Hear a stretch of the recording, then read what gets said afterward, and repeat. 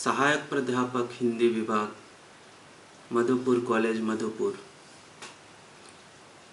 यह व्याख्यान हमारे महाविद्यालय के हिंदी कोर सेमेस्टर 3 के विद्यार्थियों के लिए है। आज का टॉपिक है हिंदी उपन्यास का विकास क्रम। हम जानते हैं हिंदी साहित्य की अन्य विधाओं के समान उपन्यास साहित्य भी आधुनिक काल की देन है। कुछ विद्वान हिंदी के उपन्यास को प्राचीन काल में संस्कृत में लिखे गए 10 कुमार चरित्र, कादंबनी आदि के परंपरा से जोड़ते हैं, परंतु संस्कृत ग्रंथ में उपन्यास के तत्वों का सर्वथा अभाव है। कुछ आलोचक सूफी साहित्य के प्रेमाख्यान ग्रंथों को उपन्यास के पूर्वजों की संज्ञा देते हैं और उसके साथ ही हिंदी उपन्यास का संबंध स्थापित करते हैं।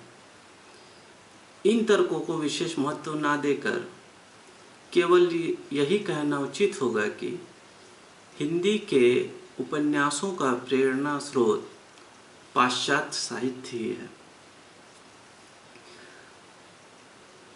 अगर हम अभी उपन्यास के विकास क्रम की बात करें तो हिंदी के उपन्यास को 3 भागों में बांटकर देखा जाता है।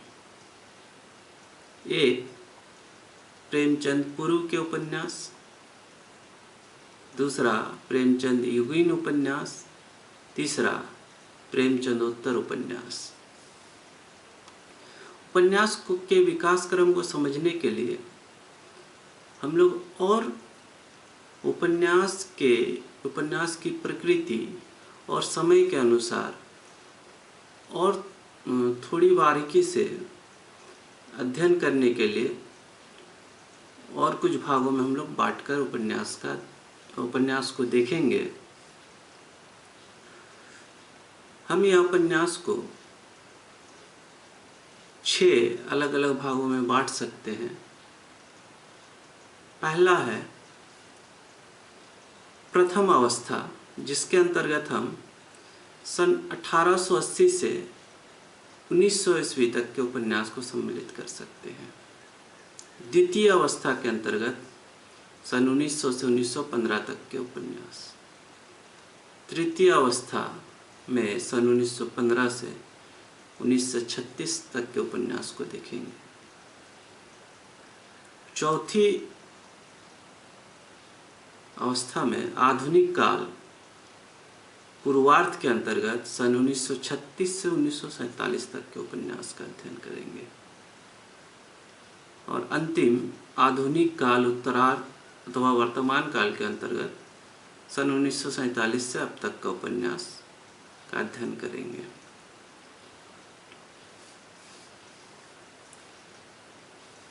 अगर हम हिंदी के प्रथम उपन्यास की चर्चा करें तो हम पाते हैं हिंदी गद्य का प्रवर्तन करने वालों में 4 प्रमुख नाम हैं।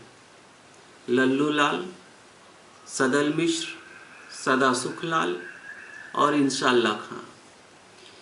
इनके ग्रंथों में कहानियों की प्रचुरता है। कुछ लोग इंशाअल्लाह खां कृत रानी केतकी की कहानी को हिंदी का प्रथम उपन्यास मानते हैं। आचार्य रामचंद्र शुक्ल ने पंडित श्रद्धाराम फुल्लोरी द्वारा रचित भाग्यवती उपन्यास की चर्चा की है। यह सन 1871 में प्रकाशित हुआ था। शुक्ल जी ने इस उपन्यास की प्रशंसा तो की है, पर नामालूम क्यों इसे हिंदी का प्रथम मौलिक उपन्यास नहीं माना है।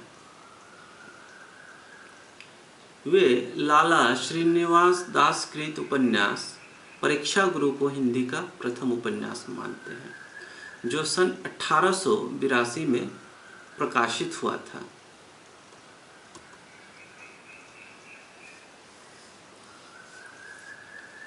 इस युग में अन्य देशी विदेशी भाषाओं का उपन्यास का हिंदी में अनुवाद भी हुआ। ये अनुवाद बांग्ला, मराठी और अंग्रेजी भाषाओं के उपन्यासों के हुए।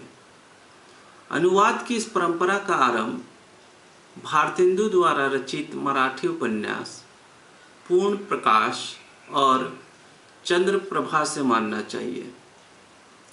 उनसे प्रेरणा प्राप्त करके बाबू गदाधर सिंह, राधा कृष्ण दास, राधाचरण गोस्वामी, प्रताप नारायण मिश्र आदि ने बंगला उपन्यासों के अनुवाद प्रस्तुत किए।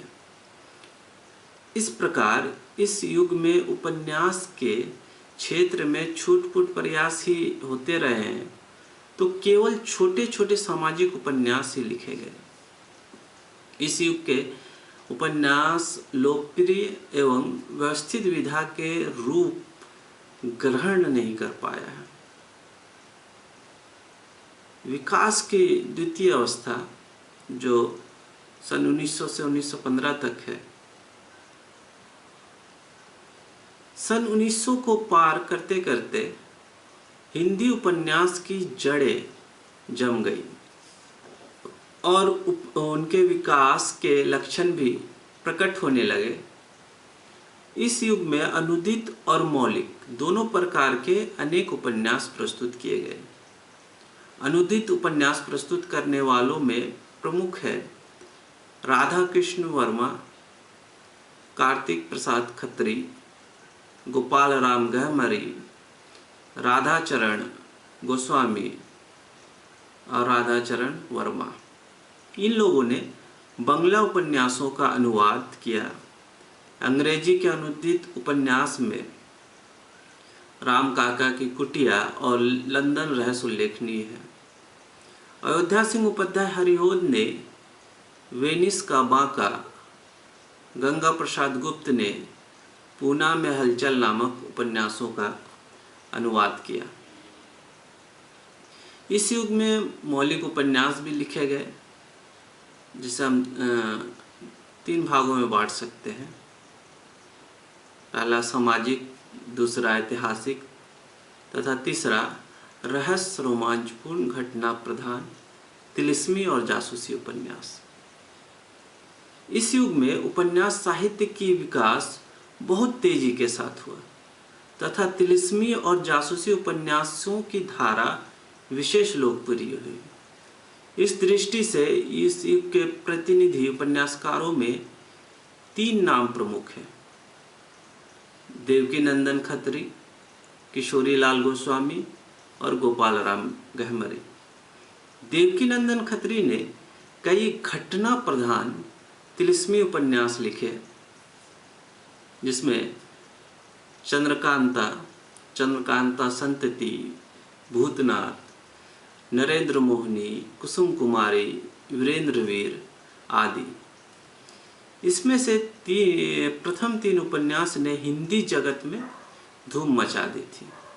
यहाँ तक कि हजारों लोगों ने इन उपन्यासों को पढ़ने के लिए हिंदी पढ़ना सीखा।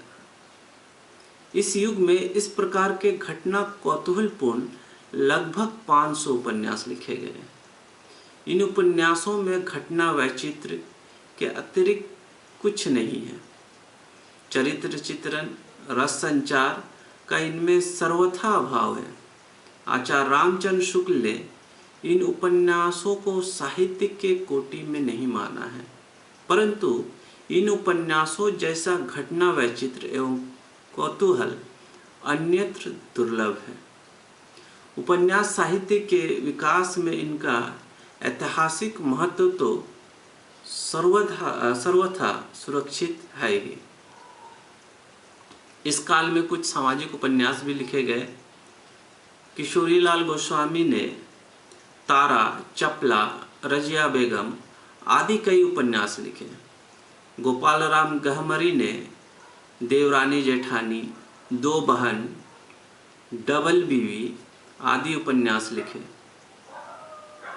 हरिओद ने अपने उपन्यास ठेठ हिंदी का ठाठ तथा अध किला फूल इस कालावधि में ही लिखे। इन उपन्यासों से खड़ी बोली के विकास का अध्ययन करने में पर्याप्त सहायता मिली। कुछ लेखकों ने ऐतिहासिक उपन्यास भी लिखे, जैसे मथुरा प्रसाद शर्मा का नूरजहां बेगम, गंगा प्रसाद गुप्त का वीर पत्नी, कुमार सिंह का सेनापति हमीर आदि, लाल सिंह का वीरवाला, जैनेन्द्र किशोर का गुलनार, ब्रजनंदन सहाय का लालचीन, मिश्र बंधु का वीरमणि, विक्रमादित्य, पुष्यमित्र आदि। इन उपन्यासों में मध्यकालीन भारतीय इतिहास के पात्रों को चित्रित करके उनकी गौरव गाथा कही गई। इनमें वातावरण, सामाजिक परिस्थितियां, वेशभूषा, आचार विचार आदि का चित्रण चलताऊ ढंग पर किया गया। सारांश यह है कि ये साधारण कोटि के ऐतिहासिक उपन्यास हैं। इस प्रकार इस युग में हिंदी उपन्यास विकास के पथ पर अग्रसर हुआ। इस युग में उपन्यास की विषय वस्तु, रूप तथा शैली सब में विविधता का समावेश हुआ, परंतु अपेक्षित गंभीरता का अभाव बना रहा। तिलिस्मी उपन्यासों की परंपरा आगे न चल सकी तथा ऐतिहासिक एवं सामाजिक उपन्यासों का स्तर साधारण ही रहा।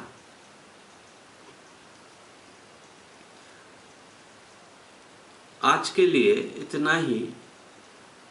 अगले व्याख्यान में हम लोग